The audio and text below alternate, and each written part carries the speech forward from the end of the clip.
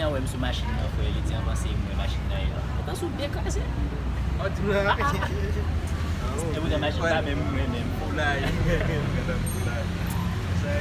E mwen men. Bon, a pou mwen krasi. Mwen ti fish mwen apre la. Mwen palen di sa. Ay, kwa mwen le kolet. Ay, mwen la kolet ti gen ten.